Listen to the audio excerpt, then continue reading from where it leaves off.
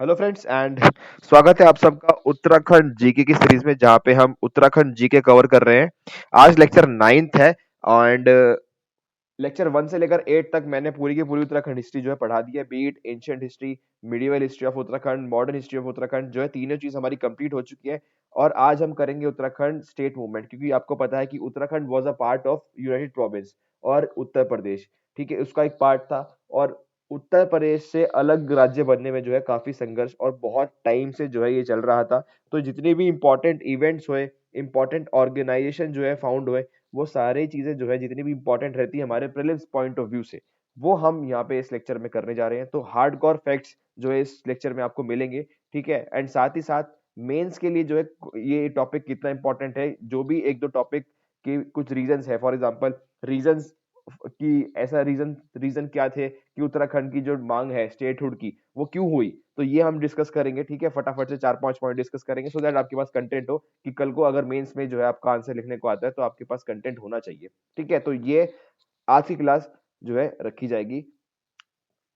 शुरू करते हैं लेक्चर। तो उत्तराखंड पीसीएस के प्रीलिम टेस्ट सीरीज अगर आप ज्वाइन करना चाहते हैं, अगर आप उत्तराखंड पीसीएस जो है लिख रहे हैं, तो आपके लिए टेस्ट सीरीज जो है अवेलेबल है हमारे चैनल पे, जिसमें आपको 10 फुल लेंथ टेस्ट मिल रहे हैं। ये टेस्ट सीरीज जो है इंग्लिश और हिंदी दोनों लैंग्वेज में आपको प्रोवाइड की जाएगी। एंड उत्तराखंड पीसीएस पैटर्न पे पूरी अलाइंड है, यानी एक 150 क्वेश्चन जो है हर एक क्वेश्चन पेपर में जो आपको मिलेंगे। 100 क्वेश्चंस नहीं है, ठीक है, जिसमें आके आपको होलिस्टिक वे से जो है हर एक सब्जेक्ट के क्वेश्चंस मिलेंगे। एंड अलग से डाउट क्लियरिंग सेशंस भी हैं। अगर आप जो है अलग से किसी भी टॉपिक पे, किसी भी कॉन्सेप्ट पे अगर आप अटक जाते हैं किसी भी क्वेश्चन में, तो आपको जो है अलग से जो है वो जो है आपको डाउट जो है आपके सॉल्व किए जाते हैं। एंड इसका प्राइस जो है बहुत कम रखा गया है, ₹300, बिकॉज अफोर्डेबिलिटी एक बहुत बड़ा फैक्टर रखा गया है इसके प्राइस को रखने के लिए, कि जो है बच्चे जो है अफोर्ड नहीं कर पाते महंगी महंगी टेस्ट सीरीज, तो उनके लिए सब ये एक अच्छा अच्छा चांस है प्रीलिम टेस्ट सीरीज के लिए अच्छे से प्रिपेयर होने के लिए, प्रीलिम्स के लिए, जो कि 3 अप्रैल को है। 3 अप्रैल के लिए और मुश्किल से 40 दिन बचे हैं अब एग्जाम के लिए। तो आपकी जो प्रिपरेशन पूरी पूरी अच्छी से स्टार्ट हो जानी चाहिए। और आपको इस टेस्ट सीरीज में एनरोल कराने के लिए व्हाट्सएप करना है इस नंबर पर, तो बाकी डिटेल्स आपको वहां पे मिल जाएंगी। साथ ही साथ आपको स्टडी मटेरियल अगर चाहिए तो hand written notes of Uttarakhand history is available, जो कि इंग्लिश में है सिर्फ। अगर आपको ये चाहिए तो अगेन इस नंबर पर जो है आपको व्हाट्सएप करना है, आपको नोट्स मिल जाएंगे। सेकेंड चीज इज जीएस के हैंड रिटन नोट्स है, जो कि आपके लिए प्रीलिम्स और मेंस दोनों में काम आने वाले हैं, तो उसकी भी आपको नोट्स मिल जाएंगे। नोट्स अगेन सिर्फ इंग्लिश मीडियम में मिलेंगे आपको, हिंदी में अभी नोट्स अवेलेबल नहीं है। आप टेलीग्राम चैनल ज्वाइन कर सकते हो, ये मेरा क्यूआर कोड है, लिंक डिस्क्रिप्शन बॉक्स में दे दूंगा। टेलीग्राम चैनल का नाम मेरा स्टडी जीएस विद शिवम है, वहां पे आपको सारी अपडेट्स मिलती रहेंगी।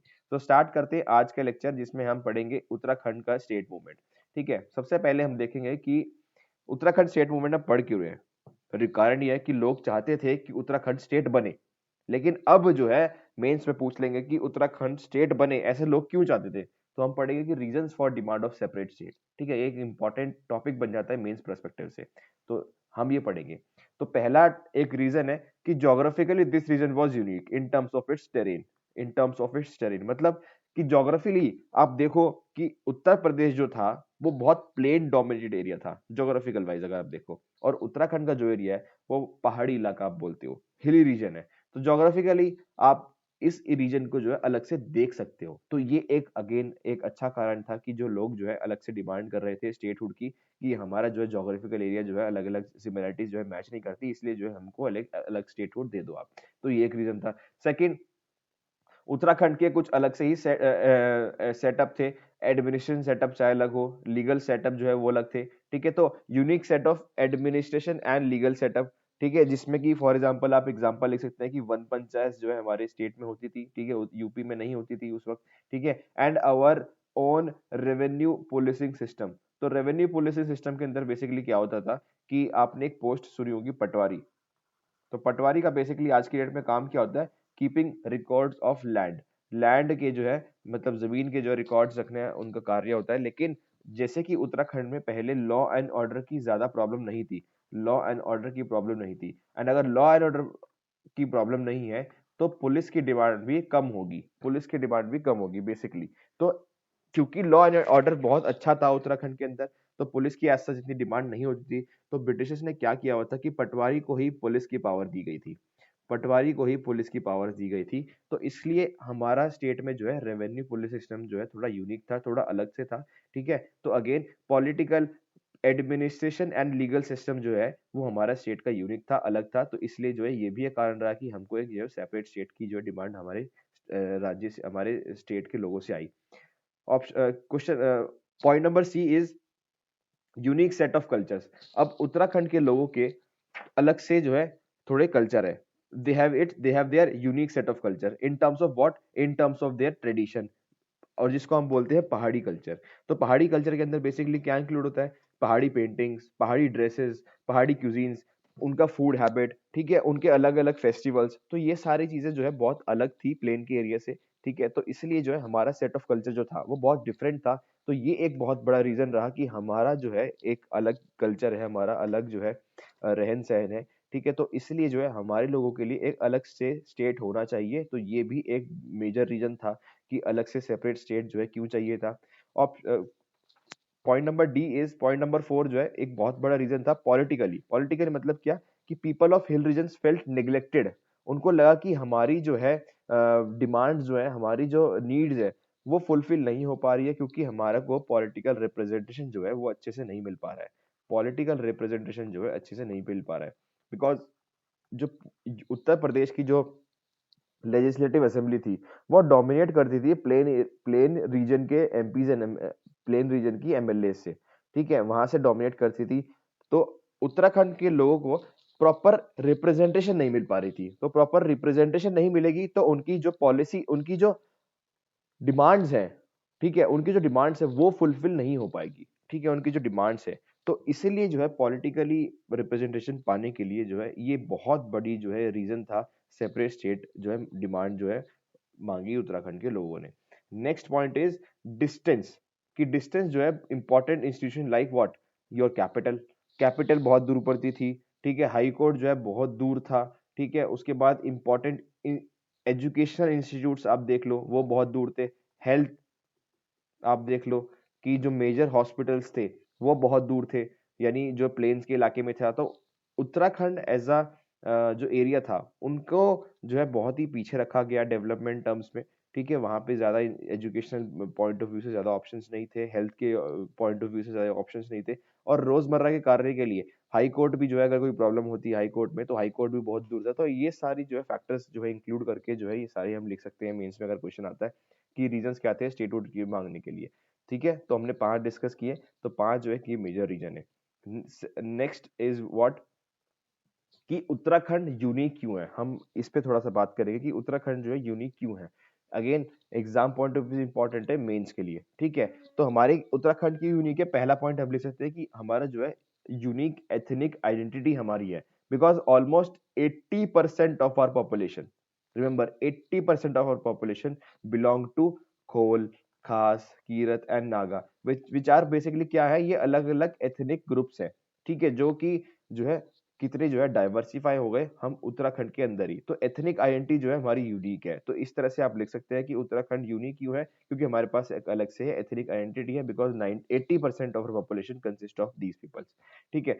Second is what, unique set of customary laws, मैंने आपको बोला कि हमारे रीजन में पहाड़ी कल्चर जो है फॉलो होता है, तो पहाड़ी कल्चर जो फॉलो होता है उसके अंदर बेसिकली क्या आता है, कस्टमरी लॉज। तो कस्टमरी लॉज के लिए देखते हुए तो ब्रिटिशर्स ने क्या किया था कि अलग से ही उत्तराखंड या फिर हिल रीजन के लोगों के लिए खास कस्टमरी लॉ, खास कस्टमरी लॉ जो है स्टैब्लिश किया था, ठीक है, जो कि ब्रिटिशर्स ने सिर्फ और सिर्फ उत्तराखंड के अंदर ही इंप्लीमेंट किया, ठीक है, तो ये आप एक पॉइंट लिख सकते हो कि because we have unique set of customary laws and rules.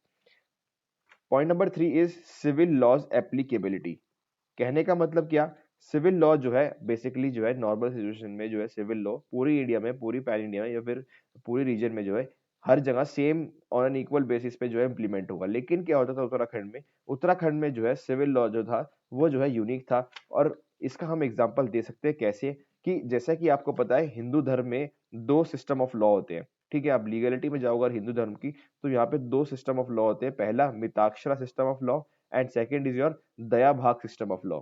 मतलब मैं समझाऊंगा, मतलब क्या, मिताक्षरा सिस्टम ऑफ लॉ में बेसिकली कैसे क्या मानते हैं कि जो जो फादर की प्रॉपर्टी है, जो फादर की प्रॉपर्टी है वो बच्चे को जो है फादर की डेथ से पहले ही मिल जाती है, ठीक है, पहले ही मिल जाती है। तो मिताक्षरा सिस्टम ऑफ लॉ में क्या होता है फॉलो, कि जो फादर की डेथ से पहले ही फादर के बेटे को उसकी उनकी प्रॉपर्टी मिल जाएगी। तो ये मिताक्षरा सिस्टम ऑफ लॉ के अंदर लिखा गया है। दया भाग सिस्टम ऑफ लॉ के अंदर क्या लिखा गया है? अच्छा, ये दोनों जो है हिंदू धर्म, हिंदू हिंदू का जो लीगल सिस्टम है उसके अंदर जो है फॉलो होता है। ठीक है, तो दया भाग सिस्टम के अंदर बेसिकली क्या होता है कि जो फादर की प्रॉपर्टी है वो फादर के बेटे को तभी मिलेगी जब फादर की डेथ हो जाएगी। समझ रहे हो आप? फादर की डेथ के बाद ही फादर की प्रॉपर्टी जो है फादर के बेटे को जाएगी। ठीक है, तो ये कहता है दया भाग सिस्टम, और ये सिस्टम जो है उत्तराखंड में एप्लीकेबल होता था। Whereas Mitakshara system of law जो है वो एप्लीकेबल होता था उत्तराखंड के बाहर, यानी इंडिया के अंदर जो है Mitakshara system of law follow होता था। मेजोरिटी ऑफ रीजन में Mitakshara system of law follow होता था, लेकिन हमारे जो है रीजन में दया भाग सिस्टम ऑफ लॉ जो है फॉलो होता था। तो ये भी आप लिख सकते हो कि हमारा जो है उत्तराखंड क्यों यूनिक था। Next point is your next point is your land revenue system. Land revenue system, अब लैंड रेवेन्यू सिस्टम कैसे? हिली एरियाज में जो है बेसिकली क्या फॉलो होता था? Modified Ryotwari system. ये हमने मॉडर्न हिस्ट्री जो हमने पढ़ी है वहां पे जो है आप लोगों ने पढ़ा होगा अपनी टेक्स्ट बुक्स में, रियोतवारी सिस्टम, जो कि ब्रिटिशर्स ने जो है ये सिस्टम जो है इम्प्लीमेंट किया था। ठीक है, नॉर्थ इंडिया में, basically western Uttar Pradesh side. ठीक है, यहाँ पे इम्प्लीमेंट किया था, ये बहुत मेजर रीजन था। इस बेसिकली सिस्टम में आपको ब्रीफली बताऊं तो बेसिकली रियोत्स का मतलब होता है डायरेक्टली जो लैंड को जो है लैंड में जो है फार्मिंग करते हैं, यानी फार्मर्स जो डायरेक्टली फार्मिंग करते हैं। तो ब्रिटिश ने क्या किया था, टैक्सेस जो है डायरेक्टली जो है इन रियोत से जो है कलेक्ट करने की जो पॉलिसी बनाई थी, यानी फार्मर से डायरेक्टली टैक्स लेने की पॉलिसी बनाई थी, और मिडल मैन को जो है उन्होंने जो है एलिमिनेट कर दिया था। तो मिडल मैन को जो है उन्होंने एलिमिनेट कर दिया था। तो ये बेसिकली सिस्टम था रियोतवारी सिस्टम, जो कि 1824 में थॉमस मुनरो जी ने जो है थॉमस मुनरो ने जो है इम्प्लीमेंट किया था। अगेन प्रीलिम से इंपॉर्टेंट है, ये आपके जीएस में आ सकता है, तो ये आपने जो है किया ही होगा आई एज्यूम। ठीक है, तो ये था, तो इसका भी मॉडिफाइड सिस्टम जो है हमारे उत्तराखंड में जो है फॉलो होता था। उत्तराखंड में, या फिर आप बोल सकते हो हिली रीजन में जो है फॉलो होता था। ठीक है, and whereas in other states of India, in other states जो है वहां पे जो है आपको पता है फेमसली जमींदारी सिस्टम जो है फॉलो होता था। जमींदारी सिस्टम, लैंड रेवेन्यू सिस्टम के अंदर जमींदारी सिस्टम जो है फॉलो होता था, लेकिन हमारे उत्तराखंड के अंदर क्या फॉलो होता था? Modified Ryotwari system. ठीक है, एंड आप इसको ऐसे भी लिख सकते हो कि 1950 में जब जमींदारी अबॉलिशन एक्ट को पास किया गया तो वो एक्ट भी हमारे उत्तराखंड में एप्लीकेबल नहीं हुआ, और हमारे उत्तराखंड में भी अलग से जो है एक्ट बना, वो भी 1960 में। तो zamindari abolition act was also not implemented in hilly regions, and a separate act was passed for the region in 1960। तो इस तरह से हमने 4 5 पॉइंट देख लिए जहां पे हमने बताया कि उत्तराखंड यूनिक क्यों है। ठीक है, मेंस प्रोस्पेक्टिव से इंपॉर्टेंट। नाउ हम देखेंगे कि स्टेट मूवमेंट की क्रोनोलॉजी किस तरह से चली, यानी इंपॉर्टेंट इवेंट्स जो है क्या हुए उत्तराखंड जब राज्य बन रहा था। तो सबसे पहले सॉरी तो सबसे पहले स्टार्ट होता है 1897 में, कि जो सबसे पहली डिमांड जो बनी सेपरेट स्टेट के लिए जो उठी, वो पहली बार जो है 1897 में जो है उठाई गई थी। तो एग्जाम में पूछ सकते हैं कि पहली बार स्टेटहुड की डिमांड जो है कौन से ईयर से जो है लगी थी? तो 1897। 1916 में क्या हुआ? कुमाऊं परिषद की जो है फॉर्मेशन हुई। मैंने आपको मॉडर्न हिस्ट्री ऑफ उत्तराखंड जब पढ़ा रहा था तो मैंने इसको भी अलग से बताया था, कुमाऊं परिषद की क्या क्या रोल थे उस वक्त। तो मैंने आपको तब बताया था कि कुमाऊं परिषद जो है सोशली, आपकी इकोनॉमिक, पॉलिटिकल, जितनी भी जो है आपकी डिमांड्स थी उसको जो है रिप्रेजेंट करता था आगे जाके। तो कुमाऊं परिषद जो है लोकल प्रॉब्लम्स को जो है रिप्रेजेंट करता था। तो उन्होंने जो है ये भी प्रॉब्लम जो थी स्टेटहुड की, उन्होंने ये डिमांड जो है फॉरवर्ड की। एंड आपको मैंने तभी बताया था कि 1916 में कुमाऊं परिषद जो है एस्टेब्लिश हुई थी, और इसको 1926 में बाद में कांग्रेस के साथ मर्ज कर दिया गया था। तो ये भी मैंने आपको बताया था, तो कुमाऊं परिषद ने भी जो है इसकी लड़ाई लड़ी। Next is your 1938। तो 1938 में क्या हुआ? श्रीदेव सुमन ने जो है फाउंड की व्हाट? गरदेश सेवा संघ। गरदेश सेवा संघ को जो है फाउंड किया उन्होंने, जिसको बाद में हिमालयन सेवा संघ भी बोला गया। तो ये जो इंपॉर्टेंट इंस्टीट्यूशन है जो मैं नाम ले रहा हूँ, ठीक है, ये एग्जाम में आ सकते हैं, गढ़वाल देव सेवा संघ। ठीक है, इसका बेसिकली मैं क्या करूंगा, इन सबके जो है नोट्स बना के, नोट्स जो है मैं अपने टेलीग्राम ग्रुप पे डाल दूंगा। ठीक है, तो आप उससे जो है रिवाइज कर सकते हो। यहाँ से आपको लिखने की जरूरत नहीं है, सिर्फ आपको सुनना है। ठीक है, फटाफट से ये वीडियो खत्म करनी है, हमें करनी है, बिकॉज हार्डकोर फैक्ट्स है, इसमें कुछ ज्यादा समझाने की चीजें है नहीं। तो मैं नोट्स जो है टेलीग्राम ग्रुप पे डाल दूंगा अपने, तो वहां से आप जो है रिवाइज कर लेना, सिर्फ यहाँ पे आपको कहानी सुननी है। ठीक है, तो 1946 में अगेन फिर बद्रीदत्त पांडे ने एक सेपरेट एडमिनिस्ट्रेशन यूनिट की डिमांड की। ठीक है, जो बद्रीदत्त पांडे, अगेन बद्रीदत्त पांडे को जो है कुमाऊं केसरी भी बोला जाता है, कुमाऊं केसरी भी बोला जाता है। तो ये भी इंपॉर्टेंट चीज हो गई प्रीलिम्स पॉइंट ऑफ व्यू से, कुमाऊं केसरी बोला जाता है। नेक्स्ट इज 1957 में उत्तराखंड स्टेट काउंसिल जो है फॉर्म होता है। 1967 1969 में हिल डेवलपमेंट काउंसिल जो स्टैब्लिश होती है, जिसका काम क्या था कि पहाड़ी इलाकों का डेवलपमेंट जो है उसका एम था। तो हिल डेवलपमेंट काउंसिल जो है इसको स्टैब्लिश किया उत्तर प्रदेश सरकार ने। ठीक है, उसके बाद 1979 में क्या होता है, उत्तराखंड क्रांति दल, उत्तराखंड क्रांति दल ने बेसिकली फॉर्म किया क्या, उत्तराखंड क्रांति दल जो है फॉर्मेशन, जो उत्तराखंड क्रांति दल की फॉर्मेशन होती है, और वो कौन करते हैं, मिस्टर देवीदत्त पांडे, देवीदत्त पंत।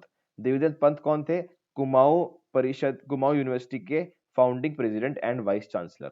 ठीक है, फाउंडिंग प्रेसिडेंट जिन्होंने कुमाऊं यूनिवर्सिटी जो है फाउंड की थी, और उसके वाइस चांसलर देवदत्त पंत जी ने उत्तराखंड क्रांति दल को जो है फॉर्म किया 1979 में, जिसकी भी अगेन मेजर एम जिसका था उत्तराखंड को स्टेटहुड की जो है स्टेटहुड का जो टैग है वो दिलाना, स्टेट बनाना अलग से। तो 1994 में क्या होता है फिर, उत्तराखंड संयुक्त संघर्ष मोर्चा ने एक बहुत ही मैसिव रैली जो है ऑर्गेनाइज की दिल्ली के अंदर। ठीक है, जहाँ पे अलग अलग रीजन में रैलीज हुए, प्रोटेस्ट हुए, अलग अलग रीजन में हंगर स्ट्राइक्स जो है ऑर्गेनाइज कराई गई। पौड़ी में हंगर स्ट्राइक हुई, नैनीताल में हंगर स्ट्राइक हुई। ठीक है, और इन 1994 में एक बहुत बड़ा जो है लेवल पे जो है प्रोटेस्ट हुआ, और इन्हीं के कारण जो है खटीमा कांड, रामपुर तिराहा कांड जो हुआ, जिसमें कि जो है लोगों ने काफी वायलेंस किया, प्रोटेस्ट अच्छे खासे हुए। ठीक है, जिसको राइट्स में बदल दिया गया। ठीक है, एंड काफी लोगों की जाने गई, तो इसी के लिए इसको खटीमा कांड, रामपुर तिराहा कांड भी बोला जाता है। और इन सब की अगेन डिमांड यही थी कि उत्तराखंड को अलग से राज्य बनाना है, राज्य घोषित कर देना है। ठीक है, तो इन सब के बाद ये सारी मेहनत, सारी जितने भी इवेंट्स हो रहे हैं, 1996 में फाइनली प्राइम मिनिस्टर कौन थे उस वक्त, देवगौड़ा एच डी देवगौड़ा ने जो है अनाउंस किया कि फॉर्मेशन उत्तराखंड का होगा एज अ स्टेट। 1996 में उन्होंने अनाउंस किया, एंड 2000 में ऑन 28 अगस्त प्रेसिडेंट कौन थे, के आर नारायण ने जो है बिल पास किया, उत्तराखंड स्टेट का जो बिल था उसको पास किया, एंड 9 नवंबर 2000 को फाइनली जो है उत्तरांचल को एक अलग से स्टेट बना दिया गया, जो कि 2007 में इसका नाम चेंज कर उत्तराखंड को बना दिया गया। तो यह पूरी की पूरी जो है क्रोनोलॉजी इंपॉर्टेंट है प्रीलिम्स पॉइंट ऑफ व्यू से। उससे पहले जो हमने पढ़ा वो मेंस के लिए इंपॉर्टेंट है। इसके लिए मैंने आपको पहले ही बोल दिया, इसके जो हैंड रिटन नोट्स हैं मैं अपने टेलीग्राम ग्रुप पे डाल दूंगा। ठीक है, आप उसको वहां से डाउनलोड कर लेना, एंड एग्जाम से पहले आपको उसका रिवाइज कर लेना है। ठीक है, तो आपका ये वाला टॉपिक जो है खत्म हो जाएगा। तो इस तरह से जो है हमारी क्लास खत्म होती है। नेक्स्ट क्लास में एक क्लास और लूंगा, उसमें मैं आपको बेसिकली फेमस पर्सनालिटी जो उत्तराखंड की रही और उनके कॉन्ट्रीब्यूशन। ठीक है, ये भी इस टॉपिक से भी मुझे लगता है कि क्वेश्चन जो है अच्छे से आ सकते हैं, तो ये भी टॉपिक मैं आपके लिए कवर कर दूंगा, जिसमें कि मैं फटाफट से ब्रीफली आपको बताता रहूंगा कि फॉर एग्जांपल बद्रीदत्त पांडे जी का क्या कॉन्ट्रीब्यूशन रहा।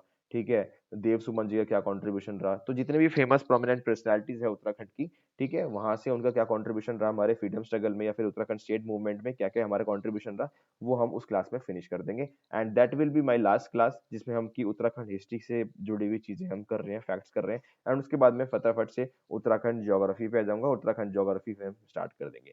ठीक है, सो आई होप आपको लेक्चर अच्छा लगा हो। तो लेक्चर अच्छा लगा हो तो लाइक कर देना, लाइक नहीं कर रहे हो आप वीडियोस को, लाइक आप कर देना, सब्सक्राइब कर देना, बिकॉज 30% अभी भी लोग जो मेरे कंटेंट को देखते हैं उन्होंने मेरा चैनल सब्सक्राइब नहीं किया है, ये बहुत बड़ा नंबर है, प्लीज ऐसा मत करो, सब्सक्राइब कर दो चैनल को, एंड लाइक करे मत जाना, लाइक नहीं करते हो आप वीडियो को।